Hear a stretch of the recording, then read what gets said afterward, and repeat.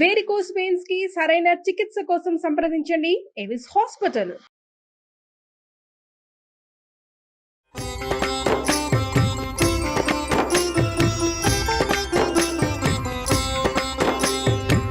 నమస్కారం. విష్ణు పురాణం 13వ భాగంలోకి వచ్చాం. ఇంతకు ముందు భాగంలో బలరాముని వివాహ ప్రస్తావన తెలియజేసినాం కదా. అయితే ఈ రైవతకుడు అంటే ఇక రేవతీదేవి యొక్క తండ్రి అయిన కకుద్మిని రైవతకుడు అని కూడా అనేవారు. ఈయన రాజ్యం చేయకుండా బ్రహ్మ దగ్గరికి వెళ్ళటం వల్ల అప్పుడు తెలుసుకున్నటువంటి పుణ్యజనులనే రాక్షసులు ఏకమై కుశస్థలిని ముట్టడించారట ఆయన రాజ్యాన్ని అన్నమాట. వాళ్ళకి భయపడి అక్కడ ఉన్నటువంటి రాజులు రాజకుమారులంతా పారిపోయారు. ఈ కకుద్మి సోదరులు పుణ్యజనులకి భయపడి నానా దేశాలకు వెళ్ళిపోయారట. వాళ్ళ వంశాలలో అనేక రాజవంశాలు జన్మించినాయట. ఎన్నో రకాలు మంది పుట్టారు. నభగుని కొడుకు నాభాగుడు. అతను బుద్ధిమంతుడు, పరాక్రమవంతుడు, భూమిని నీతి నియమాలతో ఎదురు లేకుండా ఏలిన మహారాజుగా ఉండేవాడు. ఈ నాభాగుని కుమారుడే అంబరీషుడు. మనకు తెలుసు కదా అంబరీషోపాఖ్యానం. అతని సుతుడు విరూపుడు. అతను చాలా యజ్ఞాలు చేసి దేవతలకి భూదేవతలకి ఆనందం కలిగించినవాడు. అతని కొడుకు పృషదస్సుడు.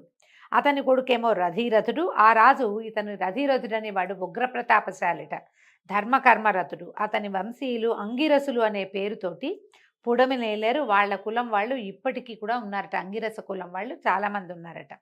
ఇక తర్వాత కథ ఏంటంటే, వైవస్వతుడు తుమ్మినప్పుడు అతని నాసికా రంధ్రాల్లోంచి ఒక బిడ్డ పుట్టాడట.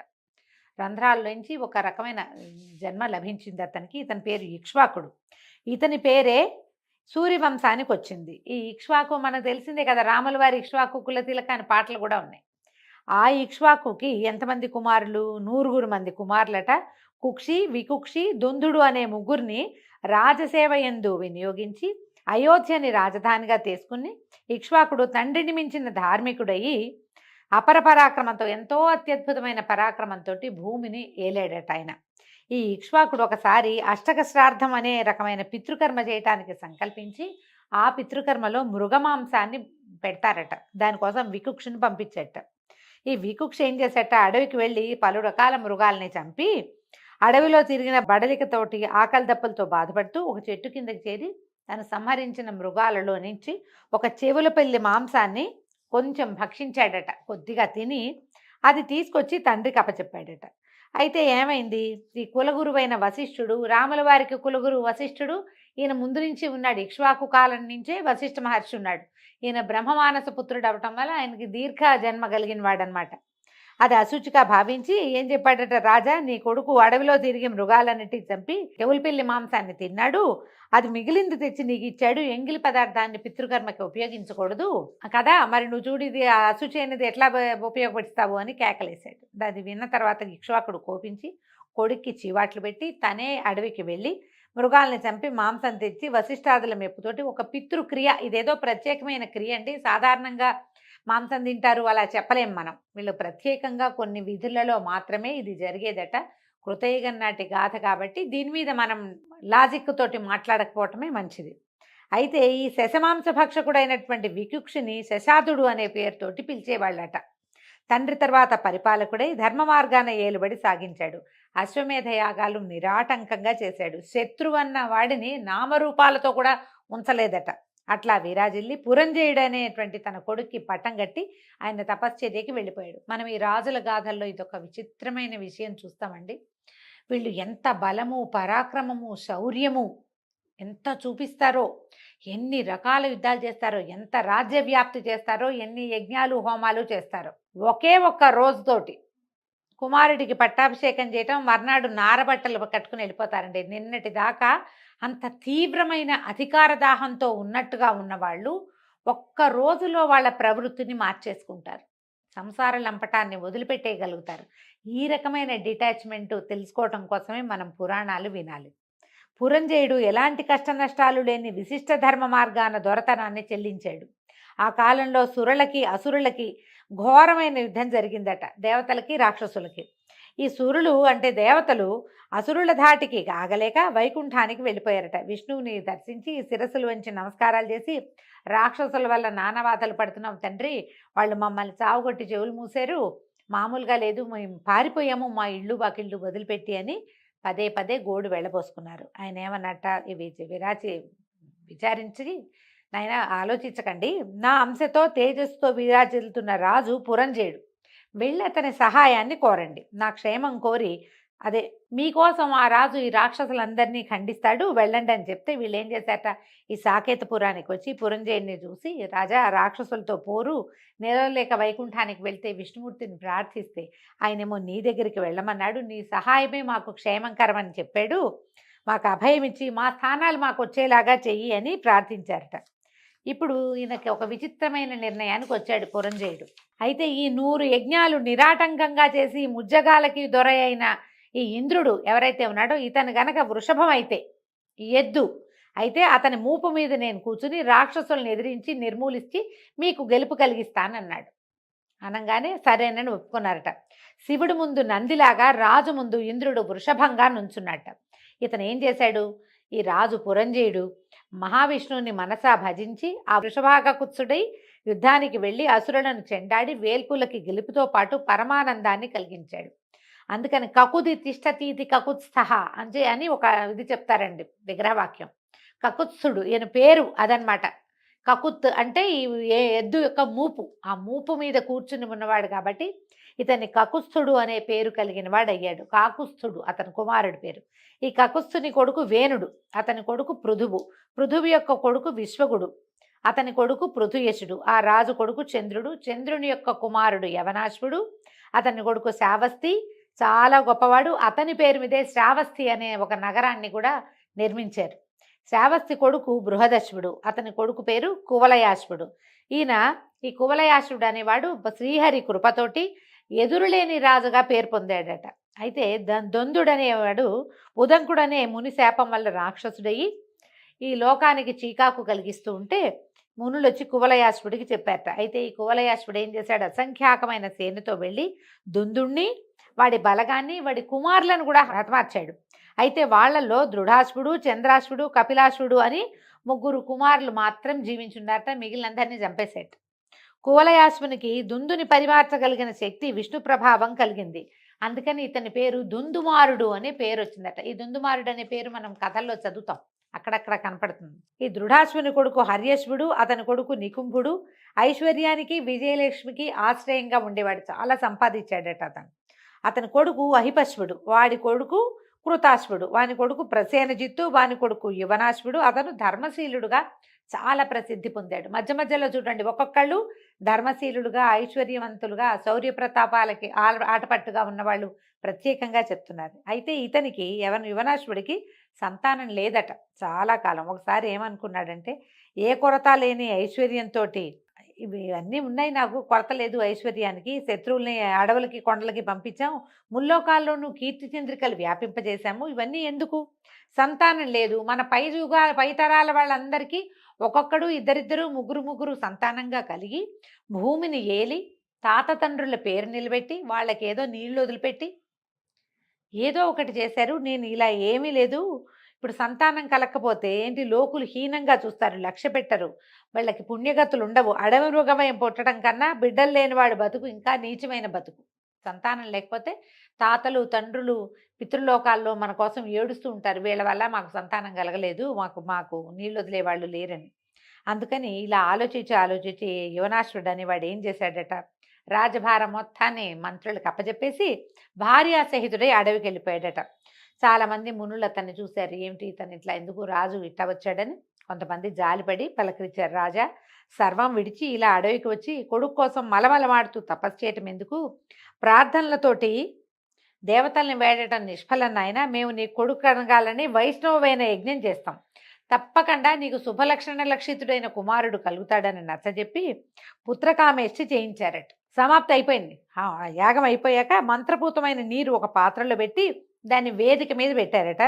అందరూ నిద్రపోయారు. ఇంకప్పటికి చాలా అర్ధరాత్రి అయిపోయింది. ఆ మొత్తం యజ్ఞజలం అంతా ఒక చోట చేర్చి నిద్రపోయారు. అర్ధరాత్రి అందరూ గాఢ నిద్రలో ఉండగా ఈ యువనాశ్వుడు అనేవాడు ఉపవాస శ్రమతో అలసి తొలసి దప్పిక చేత వేదిక దగ్గరికి వచ్చి దాని మీద ఉన్న కలసం తీసి ఆ నీరు తాగి వెళ్ళి పడుకున్నాడట. మంచినీళ్ళు ఏమీ కనపడలేదు. వీళ్ళు ఒక దొప్పలాంటి దాంట్లో పోసిపెట్టిన నీళ్లు చూసి అవి తాగే నీళ్లుగా భావించి నీళ్లు తాగేశాడు. ఇంచుమించు వేకువజామున మునులు లేచి సంధ్యాది కార్యక్రమాలు చేసుకుని వేదిక దగ్గరికి వెళ్ళి చూసేసరికి ఏమింది, పాత్ర ఖాళీగా ఉంది. వీళ్ళింత డిప్పలో పోసి పెట్టారు కదా, ఒక దొప్ప లాంటి దాంట్లో పోసారు. వాళ్ళ కోపం వచ్చేసింది. ఏమిటి జలం లేదు, ఏమైందని. సంతతి కలగాలని ఎంతో శ్రమపడి పుత్రకామేష్టి చేసి రాజపత్నికి ఇవ్వడానికి వచ్చిన మంత్రోదకం తాగినటువంటి ఆ మూర్ఖుడు ఎవడో చెప్పాలి మాకు, ఆ మూర్ఖుడు ఎవడో తెలియకపోతే శపిస్తామని గట్టి గట్టిగా అరిచారు. అరిచేసరికల్లా ఈ రాజుగారికి అర్థమైంది తను తాగింది మంత్రజలం అని. గబగబా లేచి, అయ్యా శాంతించండి, ఉపవాస ఆయాసంతో విపరీతమైన దాహం కలిగింది, పైగా ఈ యాగశాలలో కూర్చుని వేడికి దాహం కలిగి శరీరంలో ఉడికెత్తిపోతుంటే నీళ్లు కావాలని అటు ఇటు తిరిగి ఈ ఉదకం ఇక్కడ ఈ పాత్రలో ఉన్న ఉదకాన్ని నేనే తాగానని చెప్పాడు. చెప్పేసరికి ఇంకేమంటారు మునులు, అయ్యో రాజా, మా సంకల్పం తప్పక ఫలిస్తుంది, కానీ అది వ్యతిరేకమైంది. ఈ యజ్ఞం చేసింది ఎందుకు? సంతానం కోసం. ఆ జలాన్ని తాగవలసింది ఎవరు? యజ్ఞకర్త అయినటువంటి రాజుగారి భార్య. కానీ ఇక్కడ రాజుగారే తాగేశాడు. నువ్వే గర్భం ధరిస్తావు నాయన, బలవంతుల్లో మేటైన కుమారుడు కలుగుతాడు నీకు అని చెప్పి వెళ్ళిపోయారు. కొంతకాలానికి రాజు గర్భవంతుడయ్యాడు. మనం ఇటీవల కాలంలో న్యూస్లో ఎక్కడో చూసామండి, ఒక మగ ఆయనకి ఆ గర్భాశయాన్ని ప్రవేశపెట్టి ఆయన పొట్టలో పెంచారు బేబీ అని. ఇది ఇవాళ కొత్తది కాదండి, కృతయుగం నాడే జరిగిందట ఇది ఎప్పుడో. అయితే కుడివైపు గర్భాన్ని ఛేదించి మగబిడ్డ బయటికి వచ్చాడట. పిల్లవాడే వాడంతటి వాడే గర్భాన్ని ఛేదించుకుని బయటకు వచ్చాడు. ఆ సమయంలో దివి నుంచి పుష్పవృష్టి కురిసిందట, దివ్యదుందువులు మోగాయి, గగనవాణి పొగిడిందిట. సురగణాలతోటి ఇంద్రుడు వాళ్ళ వద్దకు వచ్చాడు. మునులందరినీ రప్పించాడు ఎక్కడెక్కడి నుంచో. వాళ్ళందరూ చూసి, ఈ బాలుడు నన్ను నా రాజ్యాన్ని భరించటానికి సమర్థుడు గనక మాంధాత అని పేరు పెట్టాడట. పేరు పెట్టి ఏం చేశాడు, కురిచేతి బొటన వేలిని పిల్లవాడి నోట్లో పెట్టాడు. తండ్రి మగవాడు కదా, తల్లి, అందుకని ఇంద్రుడి యొక్క వేలుని పిల్లవాడి నోట్లో పెడితే ఆ వేలు చీకేసరికల్లా ఆయన వేలులోంచి అమృతం వచ్చిందట ఆ శిశువు కోసం. అదే ఉగ్గుపాలుగా జన్మించాడు. అట్లా 12 సంవత్సరాలు అమృతాన్ని పట్టించాడట ఇంద్రుడు ఈ కుర్రవాడికి. అలా 12 సంవత్సరాలు కాగా మాంధాత 7 దీవులతో అలరాడుతున్న భూమిని కైవసం చేసుకుని ఏకఛత్రంగా పరిపాలించేటువంటి చక్రవర్తి అయ్యాడు. సూర్యుడి ఉదయాస్తమానాలకు నడుమనున్న భూమండలం అంతా కూడా మాంధాత క్షేత్రమని జనులు అనుదినం అభినందించేవాళ్ళు. మాంధాత అనేవాడు అద్భుతమైన చక్రవర్తి, షట్చక్రవర్తులలో ఒకడు. మాంధాత శశిబిందు పుత్రి అయినటువంటి బిందుమతి అనే ఆమెను చేపట్టి 3 కుమారులకి తండ్రి అయ్యాడు తర్వాత కాలంలో. పురుకుత్సుడు, అంబరీషుడు, ముచికుందుడు అని వీళ్ళ 3 పేర్లట. తర్వాత 50 మంది కూతుళ్ళు పుట్టారట ఆయనకి. అందరూ బంగారపు బొమ్మల్లాగా ఉండేవాళ్ళట, అందరూ మోహనాంగులే. ఇలా సంతానవంతుడైన ఈ మాంధాత చీకు చింత లేకుండా హాయిగా ఉన్నాడు, సంతోషంగా. ఆ కాలంలో సౌభరి అనే ఒక ముని ఒక కొలను నీళ్ల లోపల ఉండి తపస్సు చేస్తూ అలా ఉండేవాడు నీళ్లలో. అయితే ఒక ఆడ మగ చేపలు కలిసి తిరుగుతూ ఉండటం చూసి, ఎందుకు ఈ తపస్సు, ఒక భార్యతో ఆనందంగా గృహస్థ జీవితం నడపటం మేలు అని చెప్పి ఆయనకి సంసారం పట్ల ఆసక్తి కలిగింది. చేపల విహారం చూసేసరికి మాంధాత దగ్గరికి వచ్చాడు. మాంధాత దగ్గరికి వస్తే ఆయన మాంధాత ఈ ఋషిగారిని సాదరంతో కూర్చోబెట్టి అర్ఘ్యం పాద్యం ఇచ్చి నమస్కారం చేసి సంభావించి కూర్చోబెట్టాక అడిగాడు, మహానుభావ మీకేం కావాలండి, మీరు ఆకకి కారణం ఏమిటి, నేనేం చేయగలను మీకోసం అని అడిగేసరికల్లా సౌభరి అన్నాడు, నువ్వు దాతవుగా పేరొందిన వాడివని విని నీ దగ్గరికి వచ్చాను. ఇప్పుడు ఎవరు ఎప్పుడు ఏది అడిగినా సరే అది ఇచ్చి పంపించకపోతే మీ ఇక్ష్వాకువంశానికే మాయని మచ్చ. అదిగాక నువ్వేం చేసావు, ఈ భూమండలాన్ని అంతటినీ ఏకఛత్రాధిపతంగా పరిపాలన చేసి ఇంద్రుడికి కూడా సహాయం చేయగలిగే స్థితిలో ఉన్నవాడివి, కాబట్టి నేను ఐహిక సుఖం కోసం నిన్ను ఒక కోరిక కోరడానికి వచ్చాను అని చెప్పాడు. ఎవరైనా సరే క్షేత్రం తెలిసి విత్తనం వేయాలి, పాత్ర మెరిగి దానం ఇవ్వాలి అని అనేసరికల్లా మాంధాత అన్నాడు, మీకు ఎందుకండి అనుమానము, మీరేం అనుమానం పడద్దు, మీ మనసులో ఏది ఉంటే అది చెప్పేయండి, మీకు ఏది కావాలంటే అది నేను ఇస్తానన్నాడు. అప్పుడు ఈయన ఏమడిగాడు, బాగా ఆలోచించి అయ్యా మీకు ఔచిత్యం అనౌచిత్యం తెలుసు కదా, నువ్వు సత్యవచనుడివి, అందుకని నమ్మి అడుగుతున్నాను, నీ పుత్రికల్లో ఒక్క పిల్లని నాకు ఇచ్చి వివాహం చేయమని అడిగాడు. నేను నీ పేరుతోటి నేను గృహస్థునవుతాను, ఒక్క అమ్మాయిని నాకు ఇల్లాలిగా ఇవ్వమని అడిగాడు. అయితే ఈయన ఏమనుకున్నాడు, సౌభరి తీరు, నడక బడలిక, మాసి తెలుపెక్కిన గడ్డం, పట్టుతప్పి నీడుపై సన్నగా ఉన్న శరీరం, ఆయన చూస్తే భయమేసింది మాంధాతకి. కూతుర్లందరూ బంగారు బొమ్మలు, పట్టు శలాకలు, ఎంత చక్కటి వాళ్ళో, ఇంకా ఇప్పుడే యవనారంభ దశలో ఉన్న పిల్లలు. ఈయన చూస్తే కడు వృద్ధుడు, ఆయనకి బాధ వచ్చింది, ఏం చేయాలో తెలియలే. బాగా ఆలోచించి సన్నసన్నగా అన్నట, మా పూర్వులు కన్యలు మెచ్చిన వారికే ఇల్లాళ్ళుగా ఇచ్చారండి, అంతేగాని ఎంత ఐశ్వర్యం ఉన్నా అందచందాలున్నా ఇచ్చేది లేదు. నేను ఆ త్రోవలోనే వెళ్తాను నేను కూడా. మా పూర్వులంతా ఏం చేశారు, అమ్మాయిలకి ఎవరు నచ్చితే వాళ్ళకి స్వయంవరం చేయించాం మేము. కాబట్టి నా మనవి విను. వయసు మళ్ళీ శరీరం దిగజారి చిక్కి ఉన్న నిన్ను మోహన రూపురేఖలున్నటువంటి నా కూతుళ్లలో ఒక్కతైనా ఒప్పుకుంటుందా?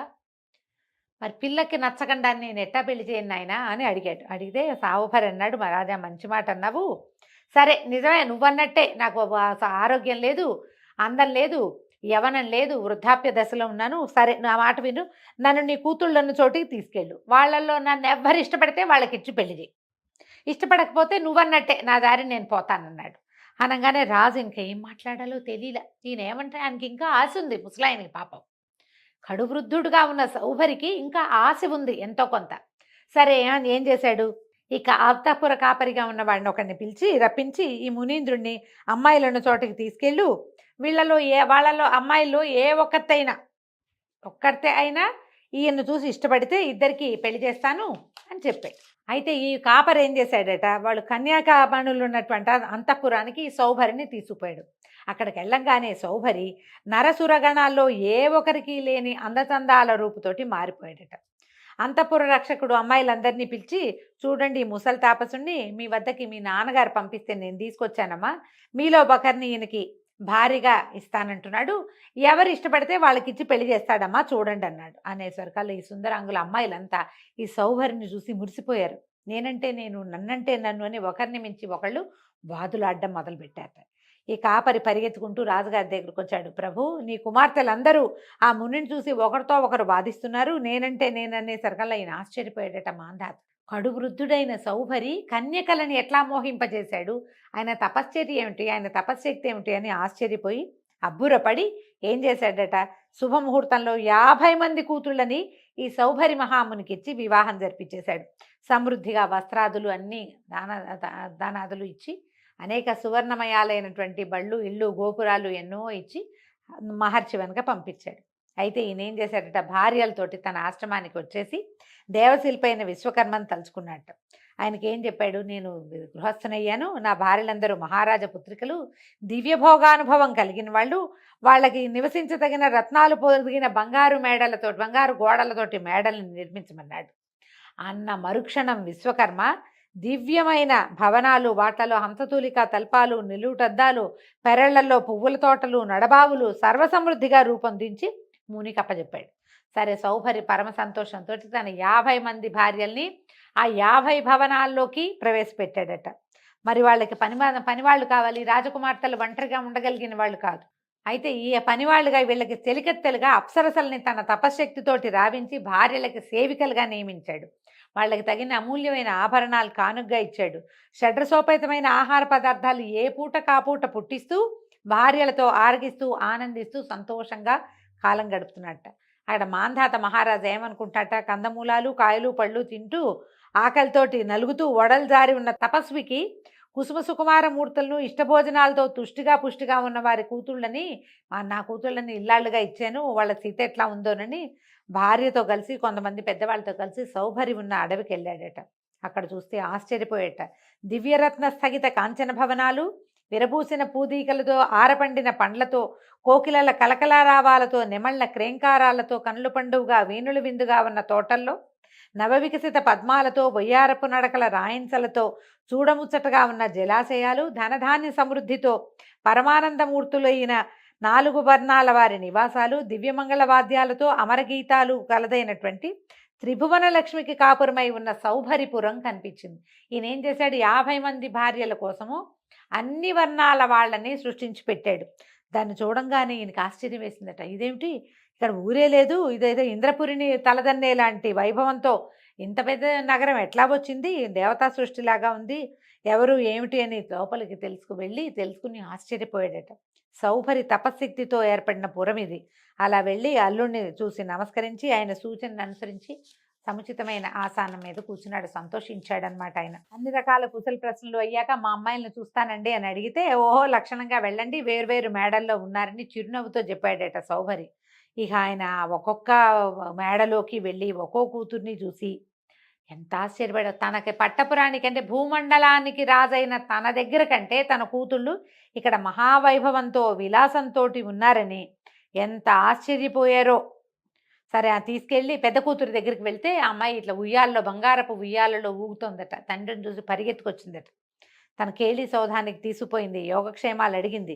అప్పుడు అడిగాడట, అమ్మా నువ్వు మీ చెల్లెలు క్షేమంగా ఉన్నారా, నీ భర్త మిమ్మల్ని చూస్తున్నాడు అంటే అన్నీ బాగున్నాయి, నిన్ను నిన్ను నువ్వు రోజువారీ నిన్ను చూడలేకపోతున్నామన్న దిగులు తప్ప ఏమీ లేదు, మమ్మల్ని అందరినీ మీ అల్లుడు ఎంతో సంతోషపెడుతున్నాడు, మేమందరం హాయిగా ఉన్నాము అని చెప్పేశారు కల్లా. పైగా ఏంటంటే ప్రతి మందిరంలోనూ ఉన్నాడని కాదు, నా మందిరంలో ఎప్పుడు నా మందిరంలోనే ఉండి ఎంతో సంతోషపెడతాడంటే ఈయన ఆశ్చర్యపడి, ఇదేంటి ఒక పిల్ల మందిరంలోనే ఉంటే ఈయన పెద్దమ్మాయి మందిరంలోనే ఉంటే మిగిలిన అమ్మాయిలంతా ఏమైపోతారు అని ఆశ్చర్యపోయి భయపడ్డాడు. అమ్మో మిగిలిన చిన్నపిల్లలంతా పెద్దమ్మాయి దగ్గరే ఉంటే చిన్నపిల్లలంతా బాధపడుతున్నారేమోనని రెండో కూతురు మేడకెళ్తే అది ఇంకా బాగుంది. ఆ మేడ, ఆ కూతురు ఇంకా సంతోషంగా ఉంది, ఇంకా ఉత్సాహంగా ఉంది. ఆ కంచి భర్తతో చాలా సంతోషంగా ఉన్నానని చెప్పేశారు కల్లా ఈయనకి ఆశ్చర్యం వేసింది. పెద్దమ్మాయి ఏమో భర్త నా దగ్గరే ఉంటాడంటోంది, చిన్నమ్మాయి కూడా అటగే అంటుంది అని 50 మంది కూతుళ్ళని చూసి ప్రతి వాళ్ళ దగ్గర భర్త వాళ్ళతోటే ఉంటాడని తెలుసుకుని ఆయన యొక్క తపశ్శక్తిని మెచ్చుకుని ఆయన దగ్గరికి వెళ్ళి చెప్పాడట, నా కుమార్తెలు నిన్ను వరించి ఎంతో సంతోషంగా ఉన్నారు, ఆడబిడ్డల్ని ఇంత మితిమీరి ఎంతోమంది 50 మంది అమ్మాయిల్ని కన్నా కూడా వాళ్ళ బాధ కాకుండా బరువు బాధ లేకుండా ఆనంద ఫలం పొందిన వాడిని అయ్యాను నాయన అని అనేక విధాలుగా ప్రశంసించి ఆడపిల్లలకి ఎన్నో ధనకనక వస్తువాహనాలు తన వెంట తెచ్చినవన్నీ బహుమతులుగా ఇచ్చి సుఖంగా ఉన్నారు. వాళ్ళు కొంతకాలానికి సౌభరి యందు రాజుగారి మాంధాత గారి కుమార్తెలకి 150 మంది కొడుకుల్ని కన్నారట. 150 మందికి సమయానుసారం ఉపనయనము తగిన సంబంధాలతో వివాహము చేసి చివరికి ఎంతో కాలం మనవల్ని మునిమనవల్ని ఎత్తి పరతత్వ చింత కలిగిన వాడై ఐహికమైన మోహాలతను తగ్గొసుకుని ఏమన్నాడంటే, అవురా మానవులకి ఎంత అనుభవించినా తనివి తీరదు కదా, ఇది నిస్సారమైనది, ఏనాడైనా మట్టిలో కలిసిపోయేదే అని ఆలోచించి మానవులు ఎప్పటికీ ఇది వద్దని అనుకోరు, ఎంత సిరి సంపదలు అనుభవిస్తున్నా చిత్తశాంతి తృప్తి కలగట్లేదు, ఇంకా కావాలనిపిస్తుంది. ఒకనాడు నీటిలో చేపల యొక్క మైథునాన్ని చూసి నాకు ఈ వాంఛ కలిగింది, ఒక్క కన్యను కోరితే పక్క మిగిలిన కన్యలందరినీ కూడా పెళ్లి చేసుకోవాల్సి వచ్చింది, వాళ్ళందరికీ గృహాలు ఇళ్ళు వాకిళ్ళు సేవలకి దాసదాసి జనము ఇన్ని కావాల్సి వచ్చాయి, నా తపశ్శక్తి అంతా వాటికి ధారపోసాను, ఈ సంసార బంధం మామూలు బంధం కాదు, కొడుకులు కోడళ్ళు మనవలు తెగ పెరిగింది, వాళ్ళ రక్షణకేమో ఆస్తిపాస్తుల సంపాదన, ఇట్లా ఈ కాలమంతా వృధా అయిపోయింది, ఇంకా చాలు అని ఆలోచించి తన 50 మంది భార్యల్ని తీసుకుని అడవికి పోయి చాలా కాలం తపస్సు చేసి చివరికి సన్యసించి విష్ణుభక్తి పరాయణుడై కాలానుసారం శరీర త్యాగం చేసి మోక్షం పొందాడు. ఈ సౌభరి కథ రాసినా చదివినా వినినా చెప్పినా సిరి సంపదలతో సుఖజీవనము శరీర త్యాగం అయిన తర్వాత మోక్షము కలుగుతాయని పరాశరుడు మాంధాత యొక్క పుత్ర సంతానాన్ని గురించి చెప్పాడు. ఇది కూతుర్ల కథ చెప్పారు కదా. ఇక రేపు మాంధాత యొక్క పుత్ర సంతతి వాళ్ళు ఏ రకంగా భూమిని పరిపాలించారో రేపటి భాగంలో తెలుసుకుందామండి. నమస్కారం.